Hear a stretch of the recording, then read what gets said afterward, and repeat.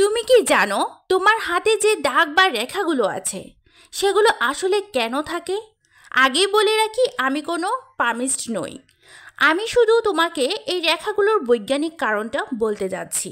দেখো, আমাদের দুই হাত সারা দিন কত কাজ করে। বাসন ধোয়া, কাপড় ধোয়া, রান্না করা, মোবাইলে টাইপ করা, কম্পিউটার চালানো বা কোনো কিছু শক্ত করে ধরে রাখা। এক মুহূর্তের জন্য বিশ্রাম নেই। এত কাজ করার কারণে আমাদের হাতের স্কিন খুব সহজেই ঢিলে হয়ে যেতে পারত, কিন্তু তা হয় না। কেন জানো? কারণ এই যে হাতের লাইন বা লাকিরগুলো, এগুলো আমাদের ত্বককে টান টান বা নমনীয় রাখতে সাহায্য করে। শুধু তাই নয়, এই রেখাগুলোর কারণে আমরা হাতকে নানা ভঙ্গিতে বাঁকাতে বা নাড়াতে পারি। এতে ত্বক ফাটেও না, টানেও না।